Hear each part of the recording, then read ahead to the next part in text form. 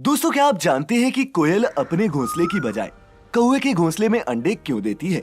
या फिर क्या आप ये जानते हैं कि नेचुरल और आर्टिफिशियल ऑक्सीजन में क्या फर्क होता है? अच्छा, क्या इसका कोई आइडिया है कि स्क्विड की इस डिश पर सोया सॉस डालते ही वो नाचने क्यों लगते हैं? नहीं जानते तो अभी जान जाएंगे। इसीलिए तो लेकर आता हूँ मैं हर हफ्ते एक सुपर फैक्टिफाइड एपिसोड को, ताकि आप बने पहले से और ज्यादा सजग और समझदार। तो ठूस लीजिए एक बार फिर अपने नाजुक कानों में उन महंगे हाई बेस वाले हेडफोन्स को। बिना आपका और वक्त जाया किए शुरू करते हैं आज का ये कमाल का सफर। Factified. Facts on your face. Fact number 1। दोस्तों, हम इंसानों को लगता है कि हम ही चालाक और शातिर होते हैं, पर सच तो ये है कि चतुराई के मामले में इस ग्रह पर रहने वाले बाकी जीव जंतु भी किसी से कम नहीं। अब कोयल को ही देख लीजिए। हम सभी बचपन से सुनते आ रहे हैं कि कोयल अपने अंडे कौवे के घोंसले में देती है। पर दोस्तों, क्या आप जानते हैं कि कोयल आखिर ऐसा करती क्यों है? अगर नहीं तो बता दो कि बाग में कूकू करने वाली कोयल असल में काफी शातिर और चालाक होती है, और ये अपनी जिंदगी मौज में काटती है। और तो और ये इतनी अय्याश होती है कि कभी घोंसला भी नहीं बनाती। ऐसे में जब प्रजनन का समय आता है तब उन्हें घोंसले की जरूरत पड़ती है। ऐसे में वो अपने पंखों का इस्तेमाल करके दूसरे पक्षियों जैसे कौओं वगैरह को डराती धमकाती है और जबरन उनके घोंसलों में अपने अंडे रख जाती है, जिसके बाद ये कौए अपने और बेगाने अंडों में फर्क नहीं कर पाते और उन्हें भी वैसे ही सहेज कर रखते हैं जैसे कि बाकी के अंडों को। और दोस्तों, ऐसा भी नहीं है कि ये सिर्फ कौओं के घोंसलों में ही अंडे छोड़ जाती हैं। यूरोपियन कोयल को तो 11 अलग अलग पक्षियों के घोंसलों में अंडे रखते हुए पाया गया है। Fact number 2। दोस्तों, अगर आप भी सी फूड के शौकीन हैं तो आप स्क्विड नाम के समुद्री जीव के बारे में जरूर जानते होंगे। ये दिखने में बिल्कुल ऑक्टोपस की तरह दिखता है, बस इसका साइज ऑक्टोपस से छोटा होता है। दोस्तों, जापान और कोरिया में इस जीव से एक खास डिश बनाई जाती है जिसे ओडोरिडोन कहते हैं। ये डिश बहुत ही महंगी होती है, इसलिए आपको ये कुछ खास रेस्टोरेंट्स में ही खाने को मिलती है। पर दोस्तों, इस डिश के स्वाद से ज्यादा स्वाद तो इसे सर्व करने के स्टाइल में है। सोया सॉस डालते ही बोल में रखा स्क्विड नाचने लगता है। ये देखकर आपको भी लग रहा होगा कि इस डिश में कहीं जिंदा स्क्विड्स तो सर्व नहीं किए जाते, पर दोस्तों असल में इन स्क्विड्स को सर्व करने से पहले अच्छे से पकाया जाता है। शेफ स्क्विड्स के दिमाग और शरीर को अलग अलग पकाता है। ऐसे में स्क्विड का जिंदा रहना तो नामुमकिन है। और जहां तक बात रही स्क्विड्स पर सॉस डालते ही नाचने की, तो इसके पीछे का कारण भी हम आपको बता देते हैं। दरअसल स्क्विड के शरीर में मौजूद एडिनोसाइन ट्राइफॉस्फेट मॉलिक्यूल्स मरने के काफी देर बाद तक भी इसके मसल्स में काम करते रहते हैं और एक्टिव होते हैं। ऐसे में जैसे ही स्क्विड के ऊपर ये नमकीन सोया सॉस डाला जाता है, तो सॉस में मौजूद सोडियम की वजह से स्क्विड की ये एक्टिव मसल्स रिएक्ट करने लगती हैं और ये बोल में नाचने लगते हैं। तो आप में से कौन कौन इस ओडोरिडोन को खाना चाहेगा, नीचे कमेंट्स में बताएं। Fact number 3। दोस्तों, कभी अगर गलती से भी कोई मधुमक्खी हमारे आसपास मंडराती हुई दिख जाती है तो हम डरकर इधर उधर भागने लगते हैं, इस डर से कि कहीं मधुमक्खी हमें डंक ना मार दे। लेकिन दोस्तों, जरा सोचिए, जब आपके दिल में एक साधारण सी मधुमक्खी का ही इतना खौफ है, तो कहीं अगर कभी आपका या हमारा पाला इस जायंट एशियन हॉर्नेट से पड़ गया तो क्या होगा? मधुमक्खी का डंक तो हम लोहा रगड़कर निकाल देते हैं, लेकिन ये कीट इंसानों की जान लेने में भी सक्षम है। जी हाँ दोस्तों, और इसीलिए पूरी दुनिया में ये मर्डर हॉर्नेट के नाम से भी बदनाम है। और अगर आप इसके बारे में कुछ नहीं जानते तो आपको बता दूं कि ये हॉर्नेट्स एक घातक शिकारी होते हैं, क्योंकि ये अपने शिकार को इस तरह तड़पा तड़पा कर मारते हैं कि किसी की भी रूह कांप जाए। हॉर्नेट का असली शिकार वैसे तो मधुमक्खियां होती हैं, जिनसे हम डरते हैं, लेकिन ये इनका शिकार कैसे करते हैं ये जानकर आप भी इनसे खौफ खाने लगेंगे। ये पहले किसी खूनी दरिंदे की तरह इन मधुमक्खियों का सिर काटकर अलग करते हैं और फिर इनके शरीर को एक मीटबॉल सा बनाकर खा जाते हैं। पर दोस्तों, अगर इनके रास्ते में कोई बड़ा जानवर या फिर इंसान भी आ जाए तो ये उन्हें भी नहीं बख्शते। जीव वैज्ञानिकों की माने तो एशियन हॉर्नेट के डंक में मौजूद जहर इंसानों की किडनी खराब कर देता है, और अगर ये झुंड में हो तो फिर तो बच पाना नामुमकिन है। आपको जानकर हैरानी होगी कि साल 2013 में चीन की शांक्षी प्रोविंस में इनके काटने से यहाँ 42 लोग मर गए थे, तो वहीं 1600 से ज्यादा लोगों को हॉस्पिटल जाना पड़ा था इलाज के लिए। यही नहीं, इन खूनी हॉर्नेट्स का आतंक अमेरिका और जापान तक में है। तो अगर कहीं आपका भी सामना इससे हो जाए तो ज्यादा सोचिएगा नहीं, बस दुम दबाकर भाग लीजिएगा। Fact number 4। दोस्तों आज के वक्त में ऑक्सीजन एक ऐसा रिसोर्स है जिसकी कमी से यहाँ एक तरफ कई जाने जा रही हैं, वहीं दूसरी तरफ इसकी कालाबाजारी बड़ी ही बेशर्मी से धड़ल्ले से जारी है। नहीं दोस्तों, मैं हवा में मौजूद नेचुरल ऑक्सीजन की बात नहीं कर रहा, क्योंकि जिस हवा को हम सांस के जरिए इनहेल करते हैं उसमें सिर्फ 21% ही ऑक्सीजन होती है, जो कि एक स्वस्थ इंसान के लिए तो काफी है। लेकिन कोरोना जैसी बीमारी से ग्रसित इंसान के केस में ये 21% ऑक्सीजन वाली हवा काम नहीं करती, इसीलिए उसे मेडिकल ऑक्सीजन देने की जरूरत पड़ती है। तो अब आप पूछेंगे कि नेचुरल और इस मेडिकल ऑक्सीजन में क्या फर्क होता है? तो बता दूं कि मेडिकल ऑक्सीजन वाली हवा का 98% हिस्सा सिर्फ ऑक्सीजन होती है और इसे खास साइंटिफिक प्रोसेस के थ्रू तैयार किया जाता है।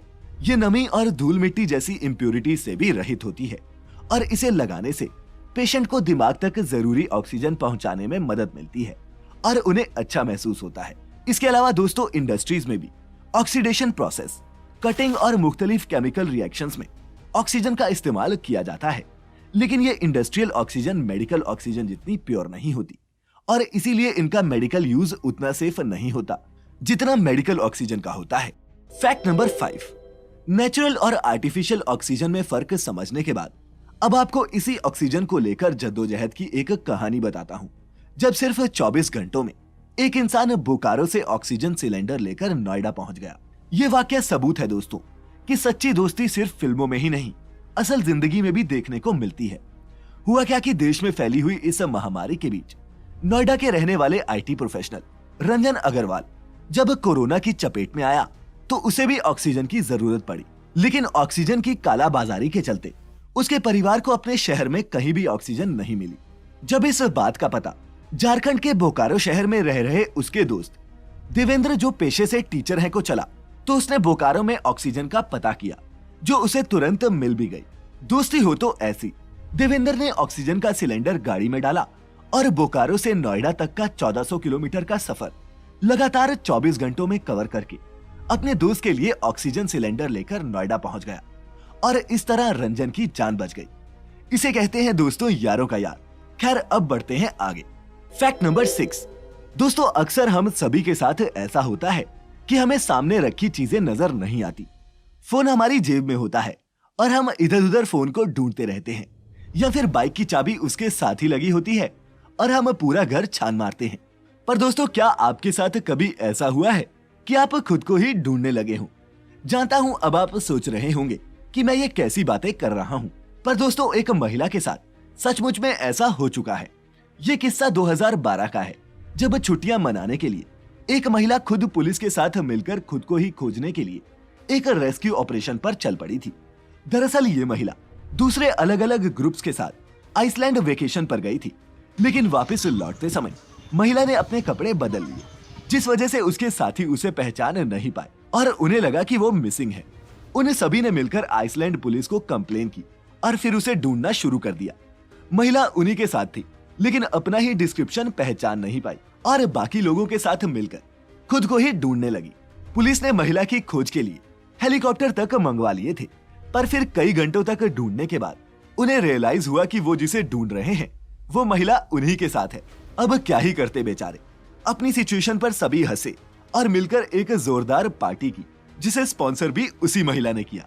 फैक्ट नंबर 7, दोस्तों घर में कभी आग लग जाए, कोई बीमार पड़ जाए या फिर कोई और मुसीबत आन पड़े तो इसके लिए इमरजेंसी नंबर्स हर देश में होते हैं, जिन पर कॉल करके आप अपने लिए मदद बुला सकते हैं। आमतौर पर यहाँ अस्पताल, पुलिस और फायर ब्रिगेड जैसी सुविधाओं के लिए ही इमरजेंसी नंबर्स जारी किए जाते हैं।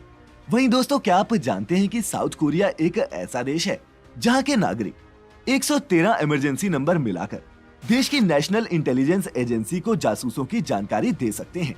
दरअसल ये नंबर साउथ कोरिया में उस दौर में पॉपुलर हुआ जब 90 के दशक में नॉर्थ कोरिया वहां जासूस भेजता था, लेकिन अब चूंकि नॉर्थ से इतने जासूस नहीं आते, इस इमरजेंसी नंबर का मकसद भी बदल चुका है।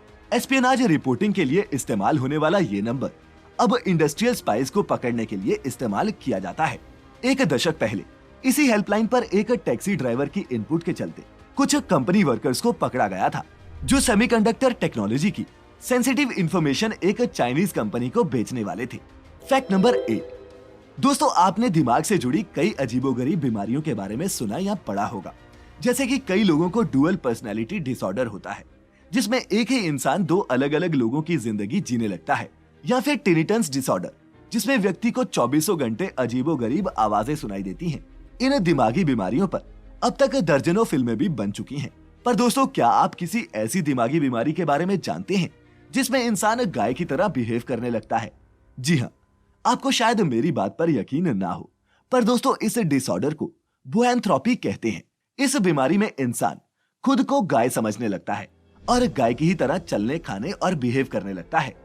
कई लोगों में यह डिसऑर्डर इतना ज्यादा होता है कि वो अपनी पूरी जिंदगी ही गाय की तरह बिता देते हैं, और इसीलिए दोस्तों इसे दुनिया की 10 सबसे खतरनाक दिमागी बीमारियों में से एक माना गया है। Fact number 9। दोस्तों, अम्यूजमेंट पार्क्स में ये रोलर कोस्टर राइड्स हर उम्र के लोगों को रोमांच से भर देती हैं। लेकिन क्या आप जानते हैं कि रोलर कोस्टर का आविष्कार असल में मनोरंजन के लिए नहीं, बल्कि कूल को ट्रांसपोर्ट करने के लिए हुआ था? जी हाँ, अगर इनके इतिहास पर नजर डालें तो 18वीं सदी में रूस के लोग बर्फीली पहाड़ियों से उतरने के लिए ऐसी आइस स्लाइड्स का इस्तेमाल करते थे, जिसे देखकर फ्रेंच लोगों ने व्हील कार्ट्स इन्वेंट किए, और फिर रशियन आइस स्लाइड और फ्रेंच व्हील कार्ट की टेक्नोलॉजी को मॉडिफाई करके अमेरिका की मॉन्चंक कंपनी ने ये रोलर कोस्टर तैयार किया, जिसका तब नाम रखा गया था स्विचबैक रेलवे। दोस्तों, ये दुनिया का पहला रोलर कोस्टर था और इसे शुरुआत में पहाड़ी से कूल ट्रांसपोर्ट करने के लिए इस्तेमाल किया जाता था। पर दोस्तों, जब लोगों को पता चला कि ये 9 मील प्रति घंटे की रफ्तार से चलता है और इसकी राइड बहुत मजेदार होती है, तो यहाँ आने वाले टूरिस्ट पैसे देकर इसकी सवारी करने लगे, और इस तरह ये कोल्ड होने वाला रोलर कोस्टर लोगों के बीच रोमांच और मनोरंजन के लिए मशहूर हो गया। और दोस्तों, फैक्टिफाइड के आज के इस सफर में अब वक्त हो चला है आपके अपने योर ओन फैक्ट का, जिसे हमें भेजा है निखिल केसरी ने। निखिल अपने फैक्ट में बताते हैं कि इंडिया की लोकसभा में 420 नंबर की सीट है ही नहीं, बल्कि 419 के बाद 419 ए सीट और फिर 421 नंबर सीट रखी गई है। जी हाँ दोस्तों, इनका कहना बिल्कुल सही है, और ऐसा क्यों है अभी जानते हैं। दरअसल लोकसभा में बैठने के लिए 550 सीटें हैं, जिन्हें 6 ब्लॉक्स और 11 रोज में डिवाइड किया गया है। अब लोकसभा में चुनकर आने वाले हर एमपी को एक खास सीट नंबर अलॉट किया जाता है, जिस पर सिर्फ वही बैठ सकता है। पर दोस्तों, किसी भी एमपी को लोकसभा में 420 नंबर की सीट अलॉट नहीं होती। दरअसल आईपीसी की धारा 420 धोखाधड़ी के लिए लगाई जाती है, और कोई भी नेता नहीं चाहेगा कि उसे कोई भी नंबर 420 से संबोधित करे। इसीलिए संसद में इसका सॉल्यूशन निकाला गया और 420 की जगह सीट को 419 ए नंबर दे दिया गया, जिसके बाद सीधे 421 नंबर की सीट आती है। खैर दोस्तों, इसी के साथ हमारा आज का ये सफर यही खत्म होता है। ये वीडियो अगर आपको पसंद आई हो या फिर इससे आपने कुछ भी नया सीखा हो, तो इसे अपने दोस्तों के साथ भी शेयर जरूर कीजिएगा। अगले हफ्ते मैं फिर लेकर आऊंगा दिलचस्प फैक्ट से भरा ऐसा ही एक और मजेदार एपिसोड। तब तक अपना अपने चहेतों का ख्याल रखिए।